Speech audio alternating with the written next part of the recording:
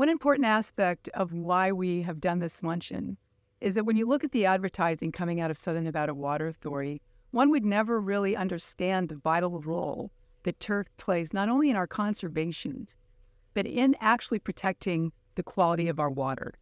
Welcome, Dr. Kelly Kopp, our Facts and Fiction Luncheon Volume 3 presenter. She's a PhD in agronomy, and her title is There Such a Thing as Useless Grass? Thank you, Laura. Thanks very much. I'm certainly in very distinguished company here today, and I thank John and Stacy as well as Laura for the information they have shared, as well as the invitation to be with you here today. And maybe I'll just add a little bit to what you see there. That is my educational background, but I have been living in Utah now for close to 25 years. And I am the statewide specialist in turfgrass science, but I'm also the statewide specialist in water conservation in landscaping, which I think is how Stacy found me. You can correct me if I'm wrong there. And so I was asked to come speak with you today about some of the benefits that we get from landscaping, what it means to our quality of life. But having said that, I am also a water conservation specialist, and I am 1,000% about water conservation. But I am not about pretending to conserve water, which in my opinion is what is happening with this turf removal program, as well as some of that which is starting to happen in my home state of Utah. And so I think that there is a way to do both things. And if there's a message that you take home from me today, I hope it is that. We can have our quality of landscapes, we can also save water. So what I'm going to share with you are some approaches to landscape water efficiency, and I know there are some speakers coming up after me who will also be sharing some terrific information, but I was asked to share some of the research that I've conducted and how that can translate to water conservation without losing quality of life. So I'm going to talk a little bit about turf grasses in general to start with. I think I'm going to share some information with you that you may not be aware of about the importance of this particular plant material, not only here in the desert Southwest, but in the world. And I think you're going to be surprised by some of that. I'm also going to share some information about turfgrass species and varieties that I think were completely left out of the calculations by SNWA. Stacy mentioned this, and I wasn't going to bring this up, but I will since he mentioned it. But the Sobocol study in 2006, I've been hearing about that. Well, I started before that study existed, but I've been hearing about it my entire career. And numbers were thrown around about the water requirements of turfgrass that I never understood. They seem to have been pulled out of the air from the worst case scenario that could possibly be imagined, and they don't reflect the reality of turfgrass water use as I understand it after spending my entire career working on it. I'm also going to be talking about irrigation system testing, irrigation controller technologies, irrigation scheduling, and lastly, I was asked to address artificial turf because that is another area of work that I am involved with in Utah, and I'll share some with you on that. So the term non-functional turf, I hate, as you might imagine. And I would argue, and I think it's completely defensible from a scientific perspective, that all turf grass is functional. And I'm going to explain why as I go through here today. Before I do that, though, I just want to mention that on this planet, there are more than 11,000 perennial grass species. They are on every continent. They are in every ecosystem. They are not something evil or to be avoided. They exist everywhere. Not only that, 3 of the 4 largest producing crops in this world that feed more than 60% of people on Earth are grasses. Wheat is a grass. Corn is a grass. All of those serve a lot of functions for us. So grasses are something that I think are to be used wisely. I think they can contribute to our quality of life, and they have a lot of functions. Some of those functions, like any other plant, and I get really frustrated when they're presented as something otherworldly, like they're not even a plant. But like every other plant, they produce oxygen, they sequester carbon, they filter water, they reduce heat, they perform so many functions that improve our quality of life. So, for example, the world's best soils, and I do have a degree in soil science somewhere up there, the world's best soils were formed and developed under grasslands. This is well-known fact. And they work in those systems to improve soil structure because of the very extensive rooting systems that they have. They also improve air holding capacity, they improve water holding capacity, they prevent erosion, which is a huge benefit. They enhance microbial diversity in the soil, which is the measure of soil health. And they also host many, many beneficial insects as well as other animals. So they do a lot to protect soils in the world. They also serve to help with stormwater retention and biofiltration, which is why when you see a lot of stormwater retention basins, what's growing there? Grass. Yes. It's growing there because it can filter the water that flows there and remove a lot of pollutants as well as nutrients that may be there in excess.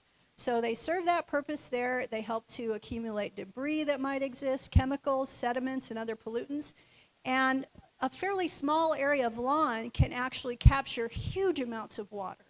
So I know you do occasionally get some rainfall here, right?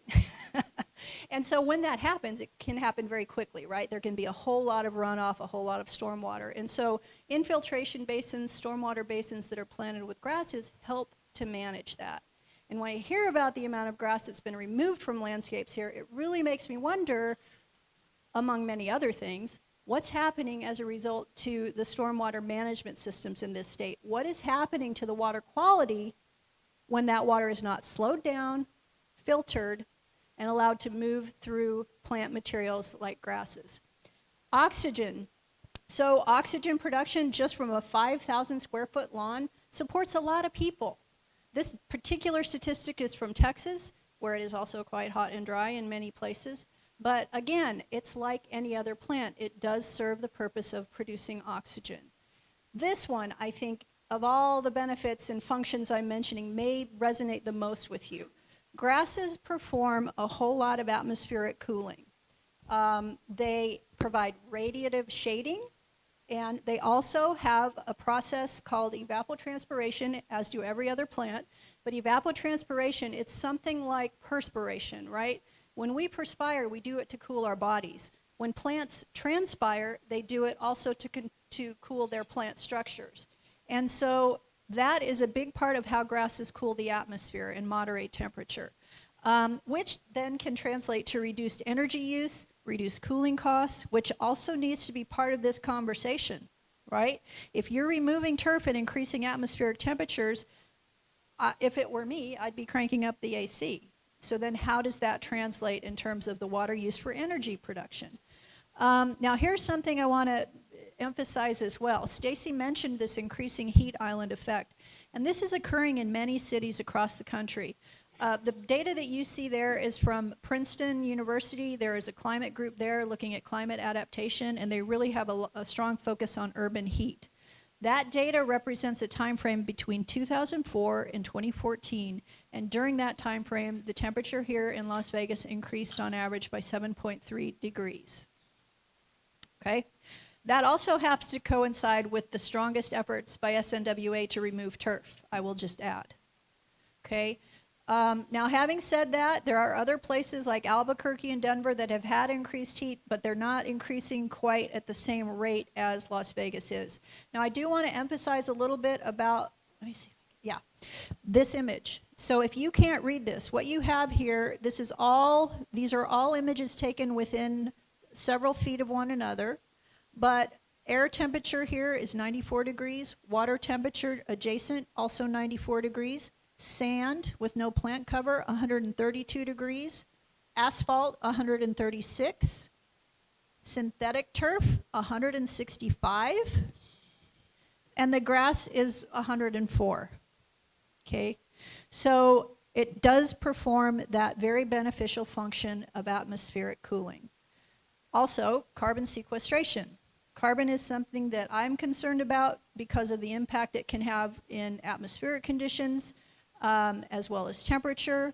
And we know that as grass roots die, they decompose into soil organic matter, and they are actually incredibly effective at sequestering carbon. So lawns can actually be a net sink of carbon for long periods of time. And somebody out there is probably thinking, well, wait a minute, what about all the lawn mowers and the leaf blowers and the string trimmers and the gas-powered stuff? That is becoming a non-issue. We are so quickly moving in the landscape industry, and I'll be curious to hear what my landscaping friends have to say about this, but we are so quickly moving to electric equipment that's becoming a non-issue. Right? So this balance of carbon and the criticism that, oh, all the equipment just outweighs it is simply not the case. It wasn't even the case before when we were using all gas-powered equipment. Grasses still were sequestering more carbon than was released in their management. All right, now I am going to move into some research, but I'm going to try to keep it higher level so you can ask me questions at some point if you have them about this work. But a lot of my work has to do with identifying grass species and varieties that function well even under drought conditions when managed properly, okay? And that is something else I think was left out of the 2006 study that was conducted here in Vegas. I think that the proper management and optimal, to go a little further, management was not considered. And selecting those drought-tolerant grasses and cultivars is critical. I'm not out there saying we need to pour water on grass. I'm out there saying we don't need to remove it. We can do better in terms of species and variety selection and certainly management. And we can keep them in our landscapes so that they perform all the functions that I just mentioned. So we participate in a number of different species and variety trialing programs at our university. These include the ones you see listed there. As far as I know, we participate in more of these programs than any other university in the country because we are trying to do better in managing our landscapes and maintaining the quality of those landscapes. So we participated in a number of these efforts, and I think bottom line for you all is how these tests are conducted. So in some cases, we impose chronic drought stress, which just means we cut the irrigation in half and just watch what happens. In other cases, and these are much more striking, and I'll show you some of these results, we use acute drought stress, which means we enter the growing season with everything looking as best as it can. High quality grasses, everything completely plant covered, good color, etc. And then we stop irrigating. And we don't turn on the irrigation again until the worst performing variety or species only has 25% green cover. And at that point, we start recovering, we start irrigating for recovery and monitoring how that recovery happens and quantifying the percent green cover, which, by the way, is the measure by which we determine turfgrass performance under drought. So, just as an example, and I'm focusing on a species of grass here called tall fescue because it's the one that I've been working with Spanish Fork on. Spanish Fork is a city in Utah. Spanish Trail. It's the species that I've been working with them on. And so what you see there are a number of different varieties of one grass species called tall fescue. Do they all look the same to you? No. Okay. I'm noticing, as I look at this, there's some sort of rough looking stuff here in the middle. But look at all the rest of this, okay? These have all had no irrigation at this point for 10 weeks. 10 weeks. Okay, so obviously some are better than others, but that's the point of these trialing programs. It's identifying what's been developed by the turfgrass seed industry, which, by the way, is to be commended for all of the effort they have put into developing these lower water use varieties. But you can see the differences, and this is how they make their marketing decisions. They work with universities like mine, as well as other universities in the country and world, this is international effort, to identify those that do best. Some varieties were looking great even after 6 weeks without irrigation, and I will also tell you that once this study was over, we kept it in the ground and we stopped watering it, period. We stopped watering it. And there are still plots out there that look just as good as this, if not better. So my point is just that we have a lot of options. There has been so much work done to improve the water use of grasses, and they don't need to be ripped out to realize water savings. I want to share with you some information as well about a project I conducted with Salt Lake City. This was a public and private partnership in which the city provided to customers at cost low water use grass seed. Before they did that, we did a demonstration project with them to quantify water savings. And what they came to me with was, okay, Kelly, we're using 36, typical Salt Lake City resident is using 36 inches of water every summer to irrigate their grass. We need to cut that in half. Can you help? Yes, actually, I can help. And so we set up this demonstration project with a lot of informational support. This was the first demonstration site. This is a pump station site on the west side of Salt Lake City. The existing turf in this landscape was mowed very short, so it didn't require cutting it out at all.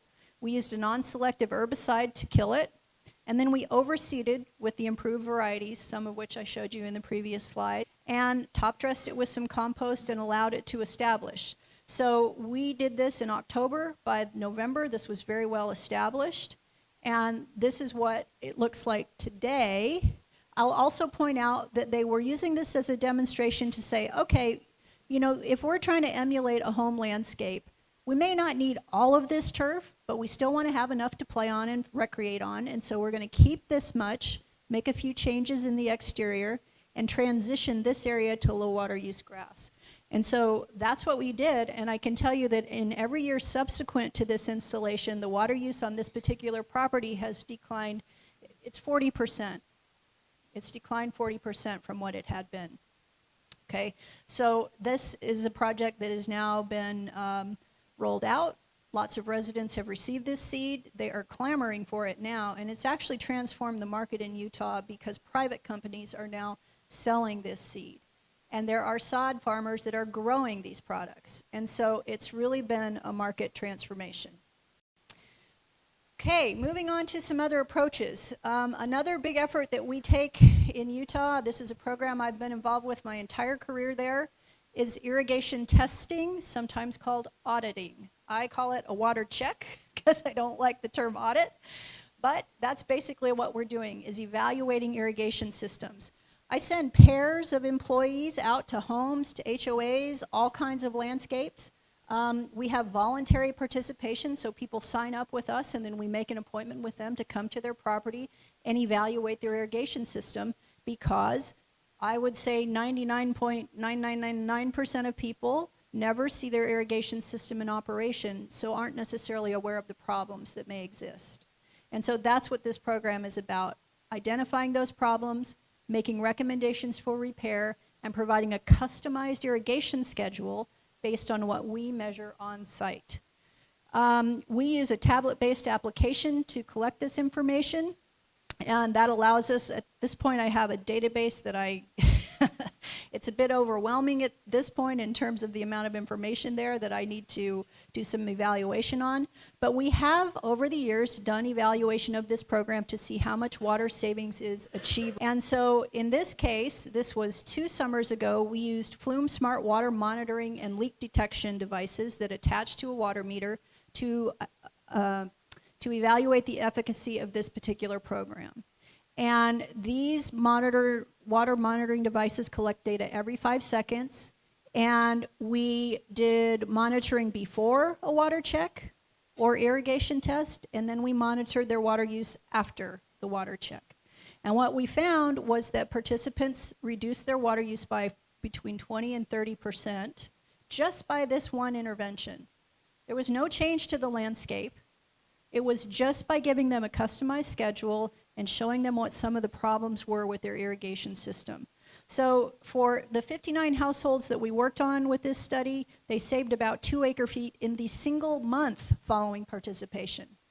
So you can imagine that if you start looking at that on a cumulative basis, we're talking about a lot of water. And this, by the way, is the most recent evaluation of the program, but it is consistent with previous evaluation that we did in the 2010s. Okay, so very effective in terms of water conservation. Now we also have, as part of our Center for Water Efficient Landscaping, a program called Water Maps, which looks at landscape irrigation and compares it to actual plant water requirements and identifies properties that have what we call good capacity to conserve, right? And this also does not require any landscape transformation or change at all. It just identifies places that are over irrigating. So those marked in red are over irrigating, orange also, yellow they're doing a little bit better, and green they're kind of right on the money in terms of irrigation and landscape water requirements. So we use assessment with this program. We deliver information, you know, hey, you're right on the money, or maybe you can do a little bit better, and then that can be tracked over time. Now we also use this information to guide the water check program. So what you see there is a map of Salt Lake City, and maybe you notice here there are a lot of red dots. This is a neighborhood called Cottonwood Heights. And so what we learned through this water maps process was that this particular neighborhood could really benefit from some irrigation auditing, water checking. And so it allows us to focus our program. Some of the other work that I have focused on includes irrigation controller technology testing. So while I have been in my role, smart controllers appeared. And it seemed like that's a really good idea, at least I thought so. I'm going to do some research on that. So I have done a number of different irrigation controller studies. This study was done with some of the first smart controllers out there. They receive weather information in different ways, but they all actually saved water compared to a control, which was just manually programmed. So we had a Weathermatic controller, a Rainbird controller, that's an ET Manager cartridge with that, and we used a Hunter XC400 just for the manual program part of that. More recently, we've got a lot of new controllers out there that are Wi-Fi based. So they require an internet signal to get their weather data. And we did the same kind of study, looking at how landscapes responded, how much water was applied, and how much savings could be achieved simply by implementing the use of a smart controller and programming it correctly. And I know we're going to hear more about that in a minute, because that is critically important, I will just add. Now, of course, we did program these correctly. And I can share with you that the weather-based controllers we looked at in the first study saved anywhere from 37 to 48% compared to typical water use in our state. The Wi-Fi controllers, they saved anywhere from 29 to 55%. So we're talking about reducing water, cutting water use in half, simply by installing a climate-based or a Wi-Fi enabled controller and programming it correctly and letting it do its job. No landscape transformation, just using a controller properly. Another thing, and this is more of a low-tech approach, you know, some of these plant breeding and controller efforts are more high-tech, but really there are also low-tech approaches, simple things like changing the irrigation schedule with the season, considering rain, wind, and frost shutoff devices, watering less frequently or more deeply with an asterisk there because that is somewhat soil dependent, cycling irrigation, matching application rate of water to soil infiltration rates, and then really keeping wind and temperature in mind. We do research in our center that really focuses, I call it a Mythbuster series, because you know some of this work, identifying that there are lower water use grasses, identifying other ways to conserve water, are meant to address questions that we get from the public as well as water districts and water agencies in our state. So for example, that last point, considering temperature and wind, we have actually done some research that shows that time of day watering in terms of evaporation is much less important than avoiding the peak wind period of the day. Much more water is lost when it is windy than due to evaporation, even during the middle of the day. So I just mentioned that because it's some of the work we're trying to do to get around some of the misinformation that's out there. I do also want to share with you some work we did during 2021 when we were having the driest and hottest year on record, looking at extreme irrigation scheduling and what that could mean in terms of water savings as well as plant recovery, turfgrass recovery in this case. So we had an existing stand of Kentucky bluegrass, which, you know, Kentucky bluegrass. Yeah, all I ever hear is how bad Kentucky bluegrass is. We can talk, I will talk with you at length about that if you would like. But this study, we had 9 plots. 3 of those were getting irrigated 1/4 inch of water per month. 3 of those were getting 1/2 inch of water per month. and 3 of those were getting 1 inch of water per month. That's it. And we were trying to demonstrate how well these grasses could recover. What you see here now, in August, things are looking a little rough, I grant you. But by September, things started recovering, more so in September and more so in October. The yellow squares surround the plots that were receiving 1 inch of irrigation water. And so we started to get really decent recovery, even under those what I would call extreme irrigation conditions. And what you see here is the percent green cover early season, then there was none. But then look at the recovery once things cooled down, okay? This would have been in October. So it was back to a level of acceptable cover and quality by the time we finished that irrigation season. Okay, now I want to spend a little time talking about artificial turf as compared to natural grass. And I'm starting to use the term natural grass a lot more as opposed to turf grass because I think it gets confusing. When we start talking about artificial turf and synthetic turf, I'm talking about natural grass. That's what I focus on. But when you want to compare these two things, there are financial considerations that I'll talk about. There are certainly human health concerns that are increasingly apparent, and there are also environmental concerns. So there was a terrific case study out of Missouri done comparing an artificial turf field to a natural grass field. And in terms of installation, you can see there that the artificial turf field cost double what the natural grass field did to install. Maintenance was less. 8-year maintenance was also less. But the 8-year total, when you compare the two, is vastly different. Okay? And I would add, with the artificial turf, you're not realizing any of those functions that I showed you in the beginning, right? So it's not just a question of dollars here. And this was a real life cycle analysis. Now, the typical synthetic field, the manufacturers will tell you needs to be replaced every 8 to 10 years. When this stuff was installed at the football stadium on my campus, it did not last 10 years, that's for sure, because guess what? The end zones melted. Okay? And that's because of the heat that I was showing you in that atmospheric cooling slide. Natural grass fields, in contrast, are viable for at least twice that, if not longer. And again, you're realizing some of those functions and benefits. Something else that the synthetic turf industry doesn't talk about a lot are the disposal costs for that stuff. They will tell you, oh, you can take it out of your football stadium, Utah State University, and just give it to the school down the road. They'll want that. It won't cost them anything. Guess what? They don't want that, and then we have to pay to dispose of it. Okay? And that is no small feat because you can imagine how much it weighs, how difficult it is to roll up and get on a truck into a landfill. It is no easy task. So there is a lot more to it in terms of disposal costs. Now, moving on to human health, and I had to really cut things down because I couldn't talk about everything I would have liked to. But I can tell you that there are some chemical injuries associated with artificial turf, some of which are due to crumb rubber infill, which for those of you who may not be aware, many sports fields in particular are filled in with crumpled up recycled tire, automobile tires, okay? It's called crumb rubber. And in that crumb rubber, you have a lot of chemicals, including aluminum, cadmium, chromium, copper, iron, magnesium, manganese, molybdenum, SN, sulfur, zinc. But this is to name a few, okay? Selenium just came to me.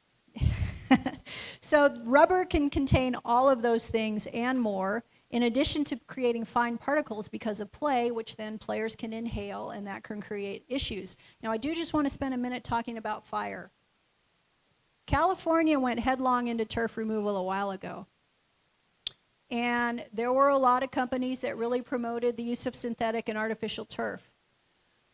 It's been within the past year, but I was part of a call and heard from a fire department chief in Thousand Oaks, California, who said, and I quote, "If we roll up on a home with artificial turf in the yard, we keep going." The reason being that when that stuff burns, you have that much more toxins created in the atmosphere. Silicosis is another thing attributed to artificial turf, creating nodules and scarring in the lungs, skin and lung issues, asthma, dermatitis, cancer concerns because of the exposure to the chemicals in rubber dust, and PFAS. How many of you have been hearing about PFAS lately? Okay, it's in everything. It's in everything. I live in a ski community. It's in ski wax. Changing all of that now. But this PFAS is also part of synthetic turf. And so it has been well known to create issues with cancer, liver damage, any number of human health issues, okay? So, and I'll show you a slide in a minute. It's been absolutely banned in Europe for this reason. And something else that never comes up, which kind of blows my mind with synthetic turf, are the bacterial aspects, especially when it's used for so many sports applications.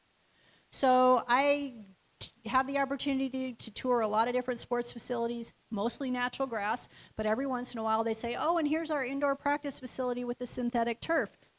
University of Utah as an example. I visited there once and looked at their indoor facility.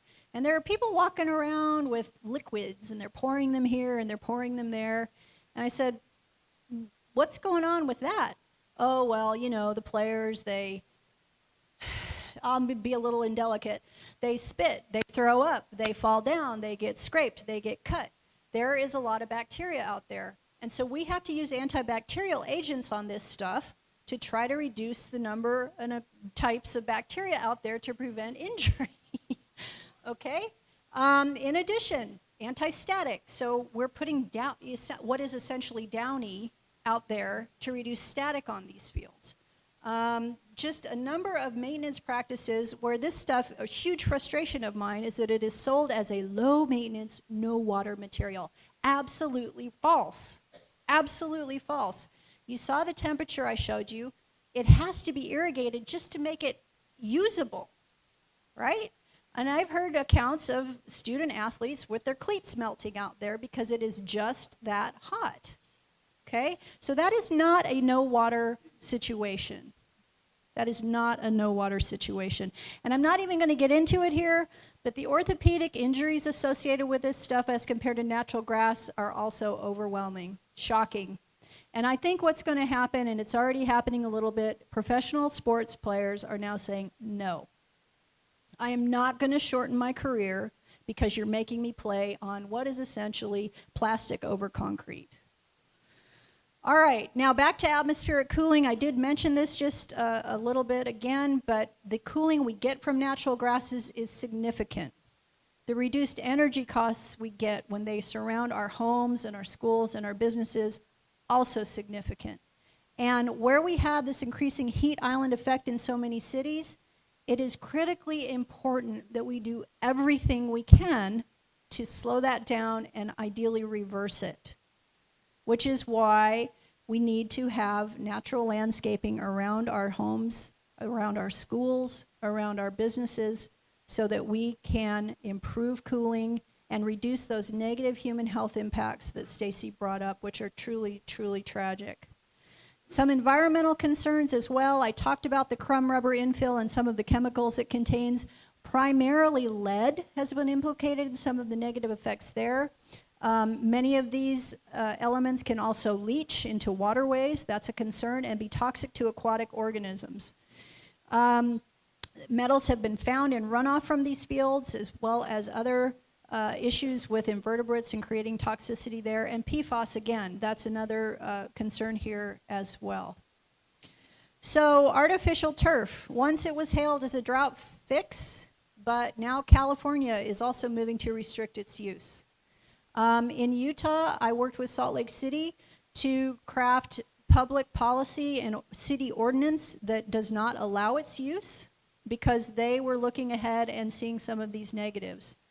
Fortunately, their city council was also on board, and that was passed. Cities and counties regained power to ban artificial turf. This was also in California. And there is now a law in place that allows local governments to ban artificial turf amid environmental concerns, not to mention the health concerns as well.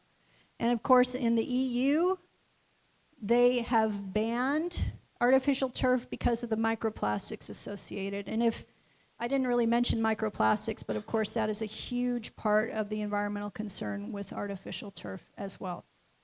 All right, so I'm wrapping it up here. I do just want to talk about actual water savings and the water savings potential of some of these approaches as compared to what they're suggesting you do here in Las Vegas. So natural grasses that use less water, they can reduce water applications by 30 to 40%. Simple irrigation system testing can reduce water applications by 20 to 30%. Smart irrigation controllers, up to 55% water application reduction. And then appropriate irrigation scheduling, which doesn't require a smart controller, can also save as much as 50% of water.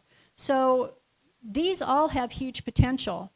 What I'm currently working on now is what happens when we start stacking these things, right? I've got projects now looking at all of this in one, right? How much water can we actually save when we implement all of the truly water-saving measures we know of? And we do know of them.